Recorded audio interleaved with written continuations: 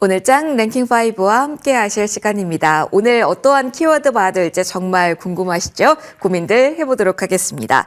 신한투자증권 황희연 PB팀장, 불사조 리서치 김진경 본부장 모셨습니다. 어서 오십시오. 안녕하십니까? 네, 코스닥 천스탁 시대에 여러분과 함께하고 있습니다. 4년을 기다렸는데요. 여기서 더 뻗어가게 될까요? 지금은 어떤 선택을 해야 될까요? 오늘은 이 시장 상황이 가장 궁금하실 것 같습니다. 첫 번째 키워드부터 열어볼까요? 시황으로 꼽아봤습니다. 코스닥의 천스탁 고지를 돌파했습니다. 지금은 어떤 시각으로 봐야 될까요? 매수 사이드카도 발동이 됐죠. 그리고는 계속 고공행진 오후에도 끊기지 않고 계속해서 위로 올라가는 저력을 보여주고 있습니다. 장중 고점 6.7%가량의 상승세 코스닥 보여주고 있습니다.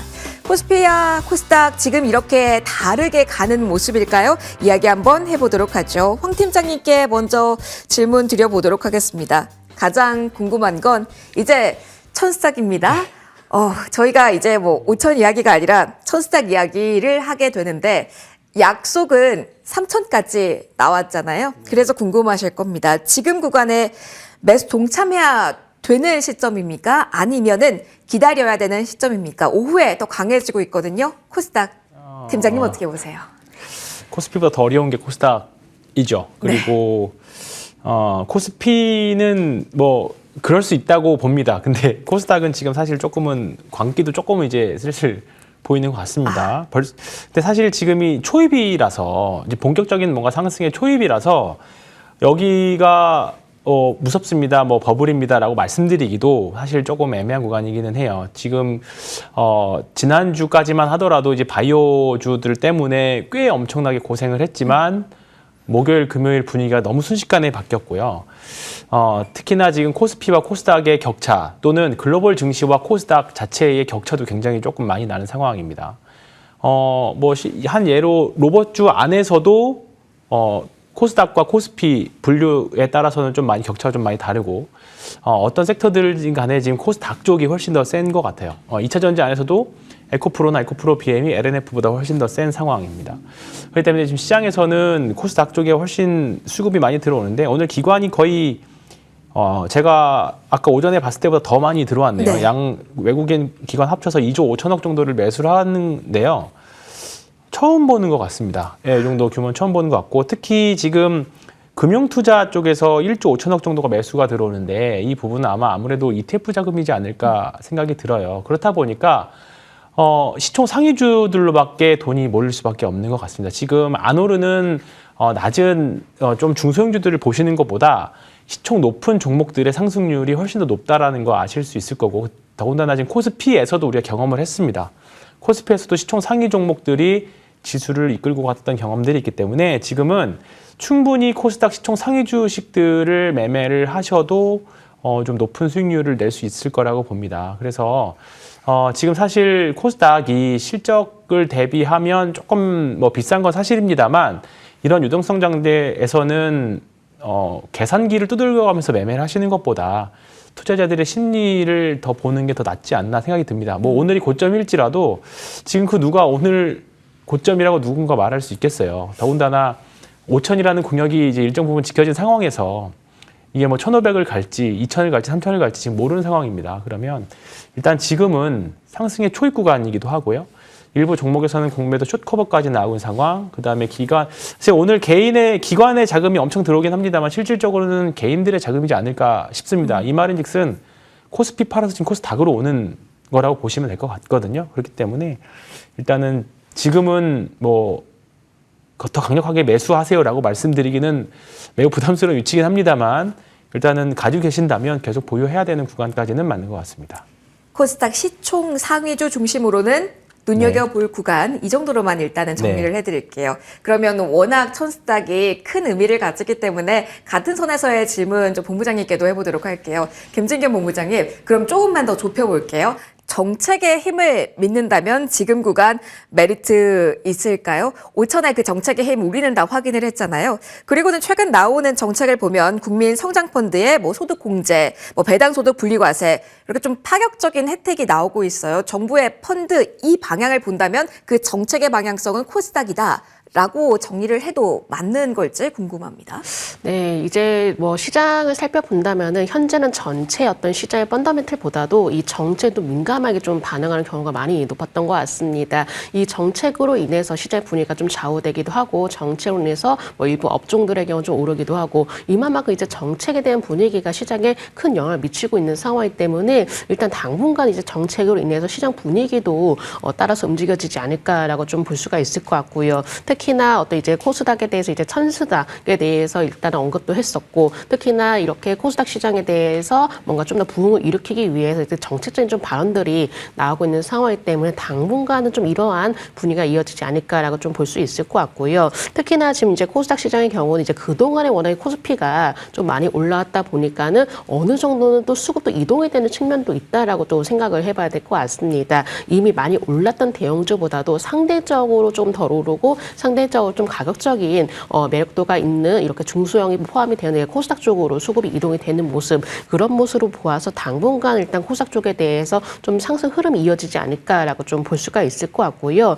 계속적으로 뭔가 시장 자체가 전체적으로 좋다라는 느낌보다도 이 수급으로 인해서 좀 좌우가 되는 느낌이 있거든요. 근데 지금은 또 수급이 코스닥 쪽으로 좀 이동이 되는 모습들 이런 모습으로 보아서 일단 수급에 대한 민감성 그리고 앞으로 나올 정책들에 대한 어떤 기대감 이런 부분들로 보아서는 이 코스닥 쪽에 대한 어떤 수급에 대한 움직임 그리고 좀 관심이 당장 이어질 것으로 보여지고 있기 때문에 좀 어느 정도 중소형주 쪽으로 좀 집중이 되는 그런 모습들이 연출이 되지 않을까라는 점 말씀드려 보도록 하겠습니다. 그럼 하나 궁금한 부분이 금 가격 역시 오늘장에서 강하게 드라이브를 걸었다라는 부분이거든요. 본부장님 이어서 체크를 좀 해주세요. 천스닥의 시대고 분명히 코스피에 대한 5천 시대까지 우리가 본 상황인데 안전자산에 대해서 이력도가 매력도가 높아지는 이유, 금 관련주 중심으로 수급이 계속 강화되는 이유는 어떻게 찾아야 되나? 이게 정책에 대한 물음표 때문일까요? 네, 일단은 뭐 통상적으로 안전자산이 좀 강세를 보인다는 것은 전체는 국제 정세 좀 불안하기 때문이라는 그런 이유도 포함이 되어 있다라고 생각을 할 수 있을 것 같고요. 그리고 이제 시장을 좀 들여다볼 때 뭐 유동성이라든지 아니면 AI 같은 그 성장주를 중심으로 계속적으로 움직여지는 모습이 좀 나타내주고 있습니다. 이 시장 속에 계속적으로 뭔가 돈이 유입이 되고 있고 성장주 쪽으로의 관심이 이어지고 있지만은 혹시나 성장주에 대한 어떤 리스크적인 부분으로 인해서 안전자산으로도 좀 관심이 모아지고 있는 게 아닌가라고 좀 볼 수가 있을 것 같고요. 전반적으로 봤을 때 앞서 말씀드렸던 것처럼 지금 시장 자체가 어떤 뭐 펀더멘탈보다도 이 정책 그리고 어떤 좀 기대감만으로 좀 움직여지고 있는 시장이기 때문에 일부 부분에 대해서는 좀 안전자산 쪽으로 어떤 리스크 해지용으로도 이동이 되고 있는 게 아닌가라고 좀 봐야 될 것 같습니다. 그래서 지금 시장 자체가 워낙 좀 민감하게 반응하고 있기 때문에 당분간은 일단 시장 자체에 대한 어떤 기대감도 형성이 되어 있지만은 또 반대로 이 안전자산에 대한 관심도 함께 높아지지 않을까라는 점도 좀 말씀을 드려야 될 것 같습니다. 생각해야 될 부분이 많네요. 안전자산에 대한 움직임까지 주시를 좀 해보고 그렇다면 환율은 지금 상황에서 어떻게 봐야 될지 이 부분도 체크 좀 간략하게 해보겠습니다. 황 팀장님 환율 좀 봐주세요. 워낙 오늘 뭐 코스닥의 랠리 중심으로 시선이 집중되다 보니까 환율 쪽의 급락은 저희가 많이 방송에서 이야기를 못했는데 급격하게 20원 뚝 그리고 엔화의 초강세 움직임에 놀라시는 분들도 많으셨을 것 같거든요. 조금 전에 1,440원까지 깨졌습니다. 1,450원 깨지는 거 위주로 이야기했는데 1,440원까지 이탈이거든요. 네. 이 속도는 어떻게 우리가 전략 관점에서는 보는 게 지금은 맞을까요?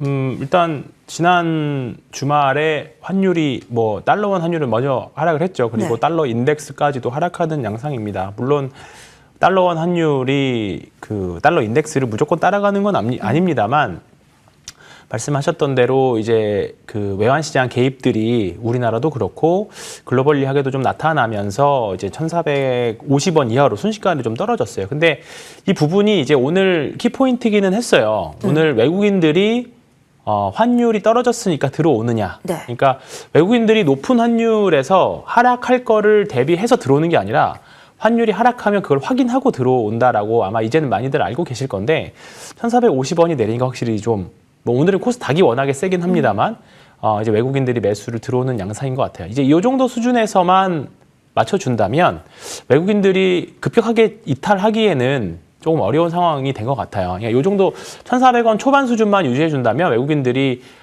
달러를 뭐 한국 주식을 팔고 나가지는 않을 것 같다. 당분간은. 다만 예상은 뭐 외부 변수에 따라서 엄청나게 많이 좌지우지되기 때문에 환율에 대해서는 예상은 하기는 어렵습니다만 이제 돌아가는 환경 자체가 이제는 좀 환율에 대한 변동성이 점점 줄어들지 않을까 일단은 그렇게 생각합니다. 뭐 1,450원을 중심으로 왔다 갔다 하긴 하겠습니다만 이제 시장에는 점점 영향을 좀 미치는 게 좀 덜하지 않을까. 특히나 코스닥 시장과는 좀 환율 상관관계가 좀 떨어지거든요. 그렇기 때문에 환율은 대형주 좀 가지고 계신 분들이 신경을 써야 될 부분들이고 지금은 만약에 코스닥 위주로 좀 가지고 계신다고 하면 너무 당연히 영향이겠지만 너무 크게 신경 쓰지는 않으셔도 되지 않을까 생각합니다. 알겠습니다. 대형주 위주로 보시는 분들 외국인의 수급은 조금 더 면밀하게 보실 필요는 있으실 것 같습니다. 오늘 오후에 국민연금 기금운용위원회 투자 전략 방향 나오는데요. 영향 미칠지 이 부분도 계속 주시해 보시면 좋을 것 같습니다.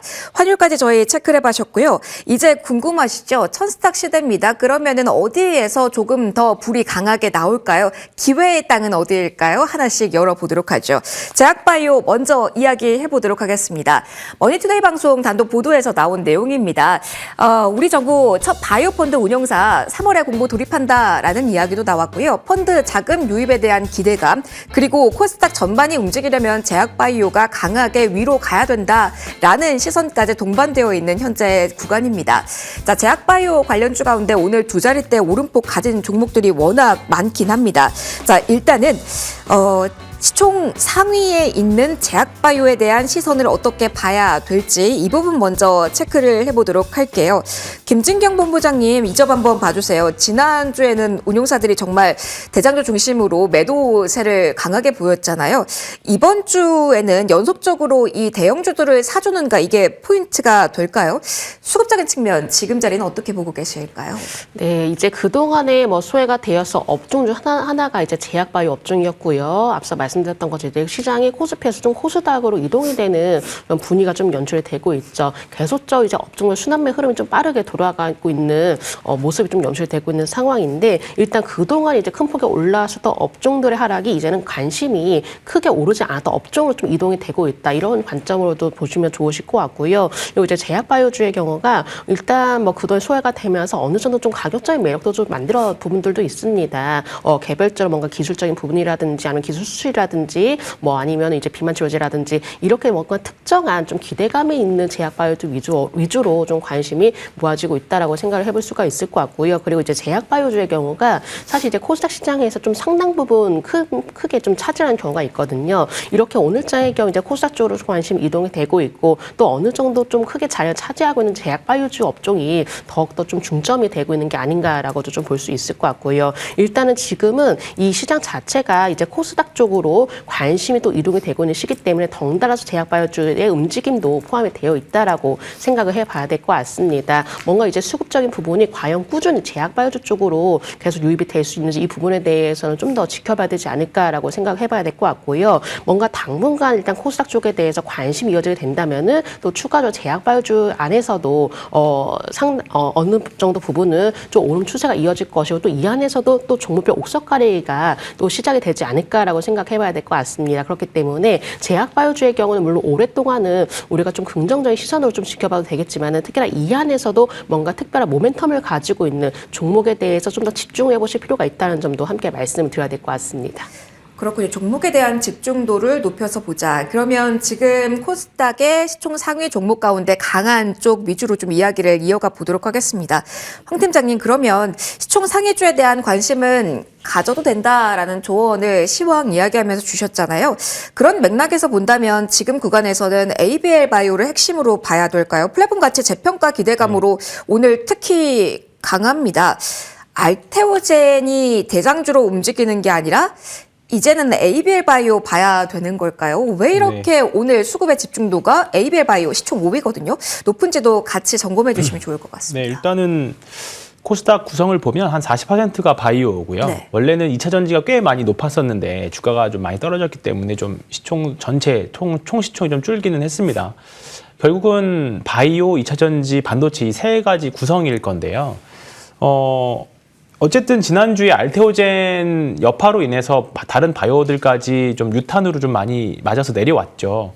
ETF들에서 대규모 매도들이 나오면서 좀 많이 빠졌었고, 그리고 이제 올라간 반등 국면인데 사실 리가캠바이오나 뭐 보로노이나 뭐 말씀하셨던 ABL 바이오나 다른 바이오들은 사실 아무런 사실 문제는 없었어요. 그냥 흘러가는 순이었는데 알테오젠 때문에 같이 좀 쓸린 경향이 좀 많이 있었다라고 생각을 합니다. 그런데 이제 반등 구간에 오다 보니까 이제 기존의 가치들이 다시 부각을 받고 반등할 때 확실히 알테오젠만 조금 상대적으로 약한 부분들이 이제 뭐 운용사든 ETF 운용사든 투자자들이든지 간에 조금 노이즈가 있는 알테오젠보다는 다른 쪽 바이오들을 더 많이 보겠죠. 그렇다 보니까 지금 뭐 리가캠이나 ABL 바이오나 원래 좋았던 바이오들이 올라가고 있는 양상이라고 보시면 될 것 같습니다. 일단 지금은 코스닥이 끝날 때까지는 바이오가 세지 않을까 싶습니다. 코스닥과 2차 전지가 바이오와 2차 전지를 필두로 바이오 반도체까지 세 가지 테마를 꼭지로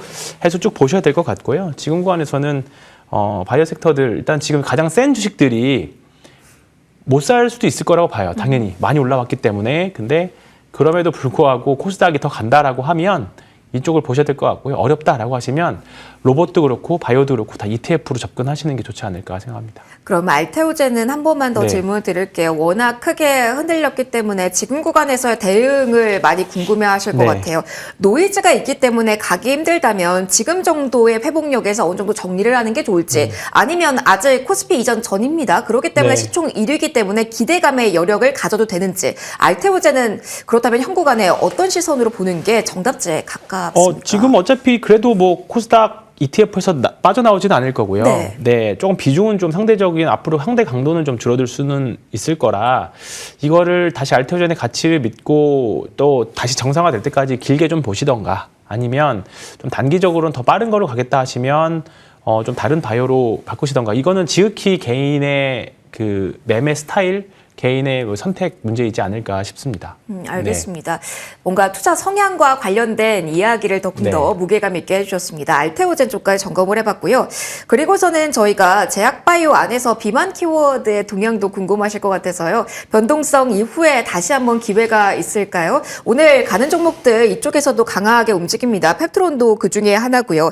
김증인 본부장님, 비만에 대한 관심도 제약바이오에 수급 몰리면서 동시에 올라갈까요? 미국의 주성분의 독점권이 올해부터 줄줄이 만료가 된다라고 합니다. 국내에도 이 틈바구니 속에 실질적인 수혜주 있다라고 보실까요? 올해의 경우는 이제 뭐 플랫폼이라는 아니면 이제 비만 치료제 쪽으로에 대해서는 꾸준한 관심이 좀 필요하지 않을까라고 생각을 해봐야 될 것 같습니다. 특히나 이 세미클로타이드 이 부분에 대해서 독점권이 올해 줄줄이 만료가 되면서 좀 더 이제 진입 장벽이 낮아질 것으로 판단되고 있기 때문에 국내 주요 비만 치료제 관련 업체들도 뭔가 수혜 기대감이 더해지지 않을까라고 좀 볼 수가 있을 것 같고요. 이렇게 진입 장벽이 낮아지게 되면은 그만큼 글로벌 제약사들의 어떤 시장 진출 더욱더 본격화가 되지 않을까라고 생각을 해봐야 될 것 같습니다. 그렇기 때문에 이 부분 안에서는 이제 비만 치료제 시장 자체가 좀 더 커지지 않을까라고 좀 볼 수가 있을 것 같고요. 그렇다면 국내 주요 기업들도 그냥 가만히 있는 것이 아니라 좀 여기에 대해서 좀 더 발빠른 대응에 좀 나설 것으로 보여지고 있기 때문에 이 부분에 따른 기대감도 충분히 더해질 것으로 좀 보여지고 있고요. 또 하나 이제 비만 치료제에 대해서 또 기대가 되고 있는 부분이 바로 이제 경구용 비만 치료제 부분이거든요. 이 부분에 대해서 좀 더 주요 경쟁 분야로 떠오르고 있는 상황이기 때문에 앞으로 이 부분이 조금 더 경구용 비만 치료제가 좀 더 확대가 되게 된다면은 우리가 그만큼 수요는 더욱더 증가를 할 가능성이 높기 때문에 올해의 경우 이제 비만 치료제 관련주 올해 꾸준히 지켜보실 필요가 있다라는 점도 함께 말씀을 드리도록 하겠습니다. 알겠습니다. 자, 오늘 비만까지 이야기를 해봤고요. 저희 실적 시즌 지나가고 있습니다. 그래서 실적 나오는 기업들 많은데요. 그중에서도 즉각적인 좀 반응이 나오는 종목만 콕 집어서 저희 설명 받고 가도록 하겠습니다. 시세 한번 보실까요? HJ중공업 지금 4%대 상승 흐름이 확인이 되고 있습니다. 실적 나온 직후에는 26,000원을 뚫는 흐름까지 확인이 됐는데요. 연간 매출액은 전년 대비로 했을 때 6% 늘어난 것으로 확인이 됐고요. 자, 연결 기준의 영업이익을 보시면은요. 전년 대비로 했을 때 824% 증가한 것으로 확인이 됐습니다. 670억 원으로 지금 나오면서요. 전반적으로 당기 순이익까지 증가한 것으로 집계 시작의 실적 키워드 가지고 움직이는 대표적인 종목으로 이 호후에 두각을 나타내고 있네요. HJ중공업 현재 구간의 실적 시작의 만족스러움 그 속에 5% 오름세 보인다. 이 정도까지 정리해 드리도록 하겠습니다. 자, 실적까지 좀 봤습니다. 그리고 이어가 보도록 하죠. 2차 전지 시장이 역시 오늘 강한 흐름이 연출이 되고 있죠. 그래서 지금도 공략 가능한 포인트 있는지 지금 어디를 봐야 될지 하나씩 이야기해 보도록 하겠습니다. 2차전지 ESS 위주로만 이야기를 했죠. 그런데 이제는 로봇으로 대반전을 이뤄낼지 이 포인트에 중점 두도록 하겠습니다. 오늘 피지컬 AI를 앞세워서 가는 종목들 조금 더 봐도 될까요? 대형주 가운데서는 삼성 SDI가 자리를 잡고 있고 그리고 코스닥으로 넘어가서도 전고체 종목들은 강하게 오늘 시세 상단에 올라와 있거든요. 한번 고민해 보도록 하죠. 황 팀장님, 오늘 2차전지 관련주 가운데 두 자릿대 강하게 올라온다라고 한다면 전고체 키워드 가진 종목으로 보입니다. 어떻습니까? 전고체에 대한 키워드는 로봇과 함께 조금 더 긍정적인 시각 지금부터 또 한 번 가져도 된다고 보실까 궁금해요.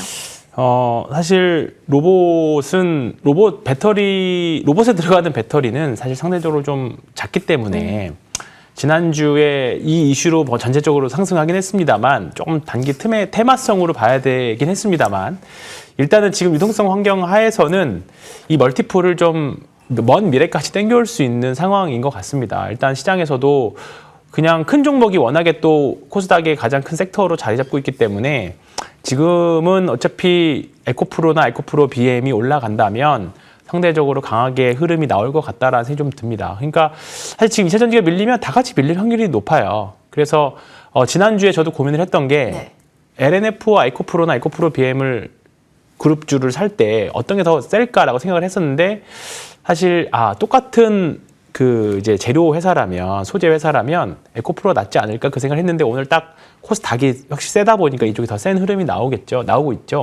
그러니까 이런 흐름이 앞으로도 될 확률이 높아요. 그러니까 SDI나 엔솔이나 LNF나 또는 코스피에 있는 2차전지 주식들과 코스닥에 있는 주식들은 조금은 수익률 격차가 좀 날 수 있다라고 봐요. 지금 상황에서는요. 그렇기 때문에 어려우시면 항상 드릴 말씀 2차전지 ETF로 접근을 하시고요. 조금 내가 공격적이다 싶으시면 코스닥에 있는 2차전지 아니면 코스피에 있는 2차전지는 이제는 올해 전기차가 아무리 안 돼도 성장은 하고 있거든요. 성장은 하고 있고 그다음에 지난번에 LG 에너지 솔루션이 12월 달에 계약 취소 나온 부분이 2조 정도 수준이잖아요. 근데 그래도 엔솔의 2025년 말 수주 잔고가 400조입니다. 400조에서 2조 정도 취소된 거기 때문에 실적으로는 엄청난 타격이 사실은 없고 이미 그 정도는 다 반영됐다라고 봐요. 그러면 전기차는 일단은 성장을 하고 있고 그다음에 올해 ESS 성장 모멘텀이 있고 미래 멀티플 로봇 배터리까지 가져온다면 올해 2차전지는 그래도 좋은 흐름을 좀 보여주지 않을까. 거기다 수급까지 지금 받쳐준다라고 하면 그렇기 때문에 2차전지는 대형주, 소형주 상관없이 일단은 이것도 역시 취향에 맞춰서 매매해 보시면 좋겠습니다. 그러면은 에코프로 그룹주가 오후에도 초강세 보여서 추가로 좀 질문을 드려보면 로봇에 대한 모멘텀이 워낙 강력하기 때문에 에코프로가 간다라기보다는 코스닥 시총 상위주기 때문에 더욱더 오늘 불을 뿜는다라고 보시는 걸까요? 두 가지 답니다. 오늘 왜냐하면 2차전지 오늘 삼성전자나 하이닉스는 상대적으로 약하잖아요. 그럼 반도체는 수급 역할이 좀 더 큰 것 같은데 로봇 섹터들은 조금 전체적으로 다 강합니다. 2차전지도 강하고요. 그렇기 때문에 지금 로봇 관련 주식들은 글쎄 이번 4분기 실적 발표 시즌 때 지나고 나서 어떻게 나오는지는 모르겠습니다만 아직까지는 로봇 주식들은 2차전지들은 로봇 이슈로 더 그 영향도 여전히 간다. 왜냐하면 로봇 ETF들을 워낙에 매매를 많이 하시기 때문에 관련 주식들도 같이 올라간다 이렇게 보시면 될 것 같아요. 2차전지 관련 주식들이요. 결국은 로봇 중요하네요. 그래서 로봇 한 번만 더 체크를 해보도록 하겠습니다. 김진경 본부장님 로봇 쪽도 체크를 해주세요. 그러면 이게 헷갈려요. 로봇은 오늘 워낙 변동성이 큰 종목이 있고 레인보우 로보틱스처럼 안정적으로 우상향하는 종목도 있거든요. 그렇기 때문에 로봇 키워드는 어떻게 봐야 되는 겁니까? 본격 성장기라고 볼 수 있나요? 아니면 쉬어갈까요?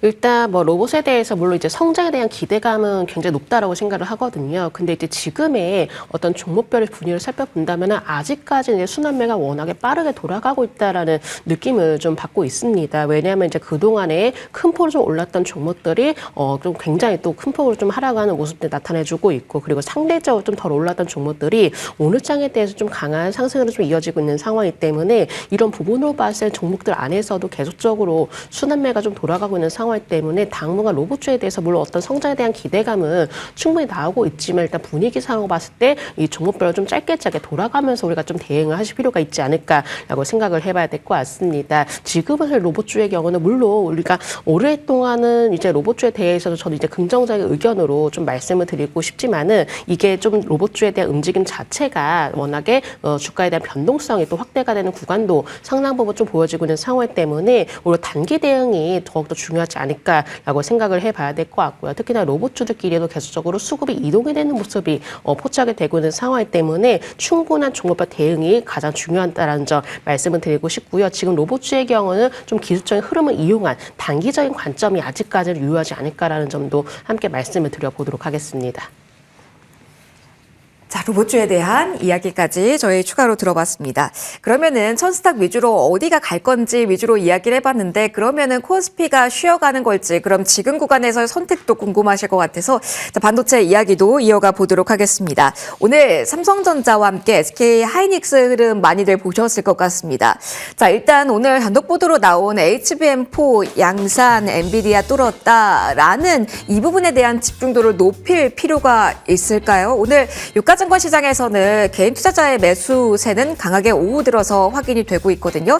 어떤 시각이 맞을까요? 하이닉스는 3%까지 하락폭을 키운 현재 구간이네요.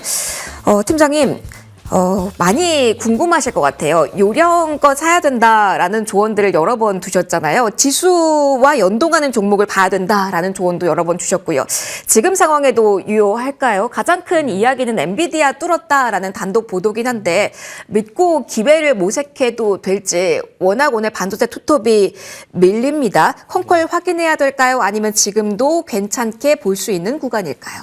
지금은 뭐 분할 매수 구간이라고 보시면 편할 것 같아요. 워낙에 대형주로 쏠렸던 수급들이 좀 이제 코스닥으로 좀 수급이 분산되는 그런 흐름들이기 때문에 어쩔 수 없고요. 오늘 현대차도 마찬가지입니다. 대형주에 지나치게 쏠렸던 수급들이 좀 이제 밸런스를 맞추는 구간이다. 또 일정 부분 또 코스닥이 뭐 1,100이든 1,200이든 일정 부분 올라오면 그러면 그때 만약에 코스닥 지수가 빠르게 올라온다라고 하면 대형주들도 조금 조정이 또 깊어지겠죠.